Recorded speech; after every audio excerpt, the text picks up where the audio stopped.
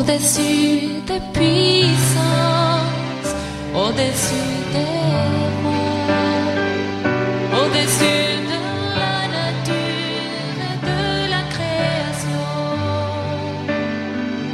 au-dessus de tous les plans des hommes sages, bien avant le monde tu existais. Au-dessus des royaumes, au-dessus des trônes, au-dessus des mers. Oui, salutations dominicales chez vous. Je sais que vous êtes nombreux, vous qui attendez pour m'entendre. La paix de Dieu est avec vous. Je vous salue, la paix de Dieu est avec vous. Dieu, il est bon.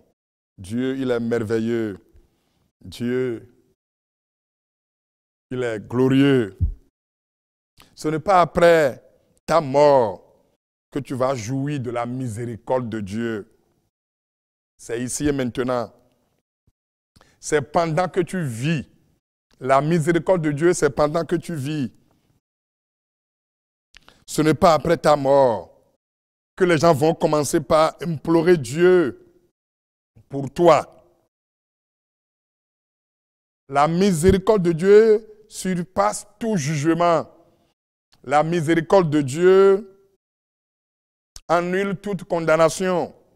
La miséricorde de Dieu, c'est seulement sur la terre que nous pouvons la voir. Si Dieu t'oublie sur la terre, qu'est-ce qui prouve qu'il se souviendra de toi après ta mort? C'est pourquoi je dis, la miséricorde de Dieu, c'est ici et maintenant. Je sais que tu n'as plus de chemin fermé. Je sais qu'à chaque barrière, tu as toujours une voie. Tu es le prophète de ton époque. Tu es une montagne lumineuse. Tu es éclairé. Tu es en haut.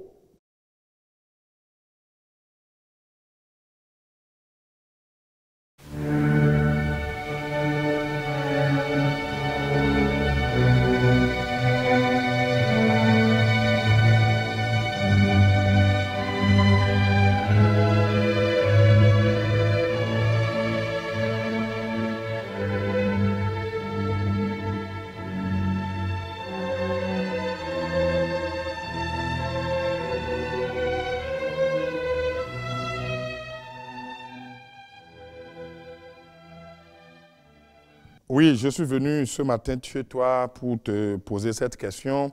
Comment Dieu t'appelle-t-il? Comment Dieu t'appelle-t-il? Dieu, comment t'appelle-t-il? Je lis dans le livre de Luc, Luc 12, le verset 16 à 20, il est écrit, Jésus leur dit cette parabole. Les terres d'un homme riche avaient beaucoup rapporté et il raisonnait en lui-même, disant, que ferai-je? Mais Dieu lui dit, insensé, cette nuit même, ton âme te sera redemandée. Et ce que tu as préparé, pour qui cela sera-t-il? Mon ami, pourquoi Dieu l'a-t-il appelé insensé? Comment Dieu t'appelle-t-il? Quelqu'un qui a fini de voir sa terre produire beaucoup de récoltes et qui pense à comment faire pour élargir ses greniers. Dieu l'a appelé ici insensé à cause de son cœur. Les actes que tu poses ne disent rien à Dieu, mais c'est ton cœur qui le préoccupe. Dieu voit dans le cœur. Quelqu'un qui a fait un bon boulot et qui dit, oui, je suis content. Dieu l'a appelé insensé. C'est à cause de son cœur. Dieu s'intéresse à ce que tu es et non à ce que tu as. Dieu, il s'intéresse à ce que tu es et non à ce que tu as. Les actes que tu poses sont-ils accompagnés d'un cœur pur? Quelle évaluation Dieu fait-il de ta vie maintenant? Les gens te prennent pour un expert, mais Dieu t'appelle comment? Les gens te prennent pour une femme d'affaires ou un homme d'une grande valeur, mais comment Dieu t'appelle-t-il? Les gens te prennent pour une personne qui planifie et exécute. Mais comment Dieu t'appelle-t-il? Les gens t'appellent professeur, les gens t'appellent docteur, les gens t'appellent ingénieur, les gens t'appellent bishop, les gens t'appellent patriarche, les gens t'appellent apôtre, les gens t'appellent pasteur, les gens t'appellent président, les gens t'appellent ministre, les gens t'appellent député, les gens t'appellent opérateur économique, les gens t'appellent diacre, les gens t'appellent prêtre, les gens t'appellent ancien. Oui, tu as un nom auprès des hommes. Mais comment Dieu t'appelle-t-il? Dieu a traité cet homme d'insensé parce qu'il a vu en lui un cœur gonflé. Dieu a vu que cet homme n'a pas un cœur pur. Cet homme cherchait la prospérité, pas pour servir, mais pour s'enorgueillir. Quel est l'état de ton cœur? As-tu un cœur pur? Quels sont les motifs pour lesquels tu poses tel ou tel acte? Avec ton mode de vie actuel, réponds à ma question. Comment Dieu t'appelle-t-il? Comment Dieu t'appelle-t-il? Comment Dieu t'appelle-t-il? Comment Dieu t'appelle-t-il? Détrompons-nous. Les bons actes que nous posons ne seront bons que s'ils sont accompagnés d'un cœur pur. Dieu voit ton cœur. Après quoi les actes? Dieu t'appelle-t-il? Adultère, fornicateur, menteur, voleur, cupide, pédant, hypocrite. Même à l'église, donnes-tu pour être bien vu ou pour être béni? Est-ce que tu donnes pour soudoyer? Est-ce que tu donnes pour corrompre? On sait qu'il y a du bonheur à donner qu'à recevoir, mais quel mobile est caché derrière tes dons? Quel est l'état de ton cœur? Réponds à ma question. Comment Dieu t'appelle-t-il? Donner pour être aimé au détriment de ton frère est impur. Donner pour soudoyer est impur. Donner pour corrompre est impur. Comment Dieu t'appelle-t-il? Cet homme que Dieu appelle ici insensé est pourtant un génie en économie, un expert en gestion, un entrepreneur agricole. Mais Dieu l'a appelé insensé. Tu as un nom dans l'agenda de Dieu. Comment Dieu t'appelle-t-il? Dieu t'appelle-t-il adultère? Dieu t'appelle-t-il calomniateur? Dieu t'appelle-t-il voleur? Dieu t'appelle-t-il intempérant? Dieu t'appelle-t-il corrupteur? Dieu t'appelle-t-il corrompu? Dieu t'appelle-t-il idolâtre? Dieu t'appelle-t-il sorcier? Dieu t'appelle-t-il hypocrite? Dieu t'appelle-t-il impudique? Dieu t'appelle-t-il fornicateur? Dieu t'appelle-t-il méchant? Dieu t'appelle-t-il égoïste? Dieu t'appelle-t-il vantard? Dieu t'appelle-t-il hautain? Dieu t'appelle-t-il insensible? Dieu t'appelle-t-il déloyal? Dieu t'appelle-t-il irréligieux? Dieu t'appelle-t-il blasphémateur? Comment Dieu t'appelle-t-il? Réponds à ma question. Comment Dieu t'appelle-t-il? Le christianisme n'est pas une religion. Il faut que tu le saches. Le christianisme n'est pas une religion. Il n'est non plus un club. Le christianisme n'est pas une association. Le christianisme est un mode de vie. Le christianisme est une attitude.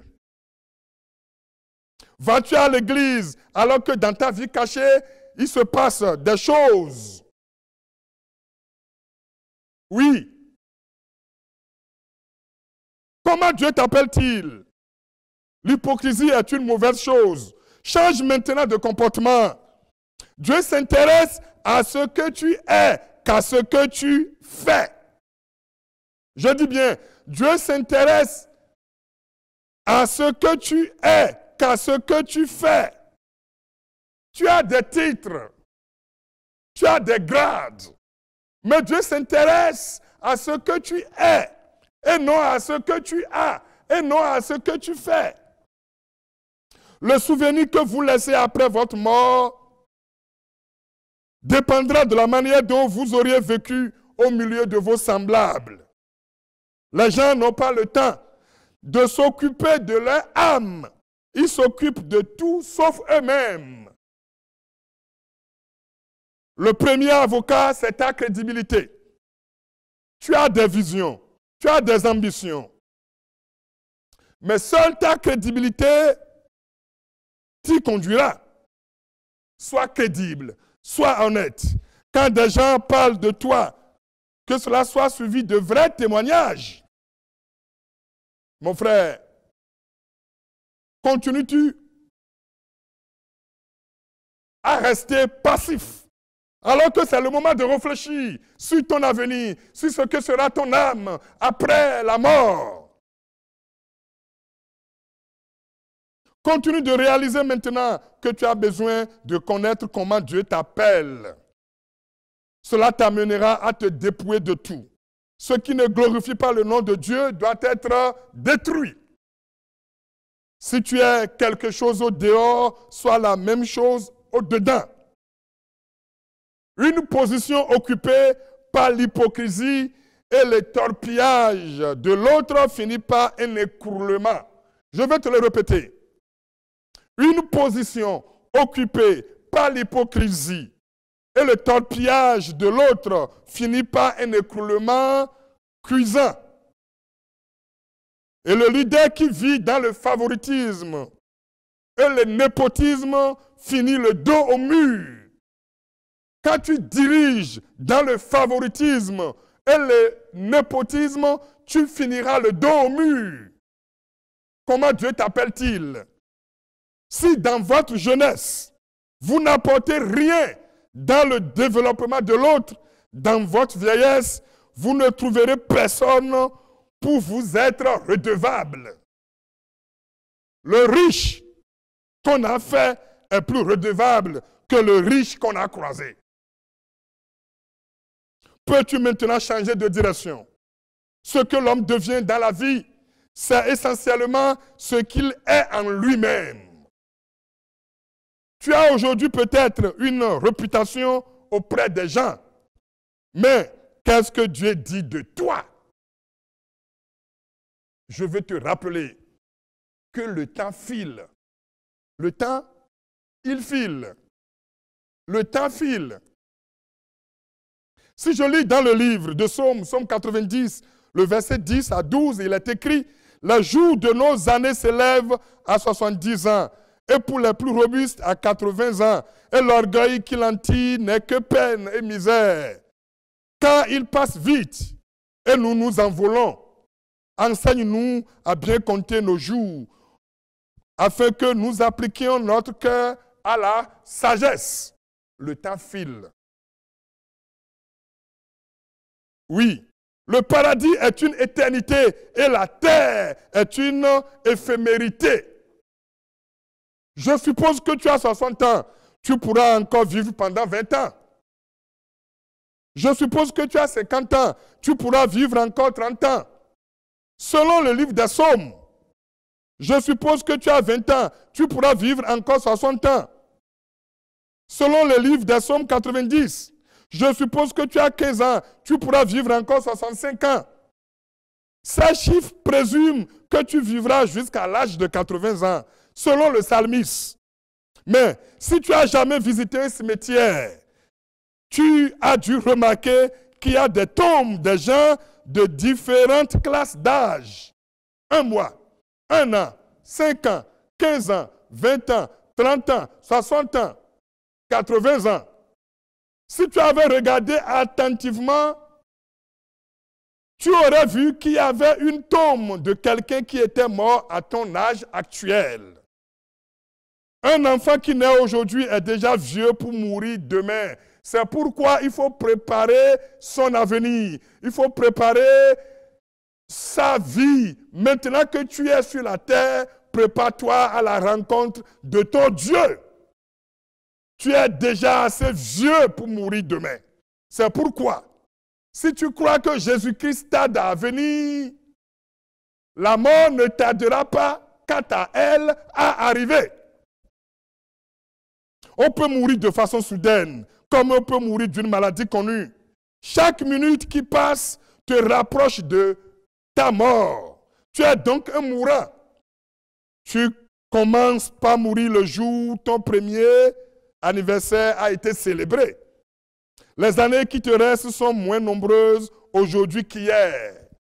Les jours qui te restent sont moins nombreux aujourd'hui qu'hier. Ta vie est une vapeur qui paraît pour un peu de temps et qui disparaît. Où passeras-tu l'éternité? Le temps file. Je sais que tu t'occupes de tout, mais occupe-toi aussi de ton âme. C'est important, c'est important, c'est important, c'est important.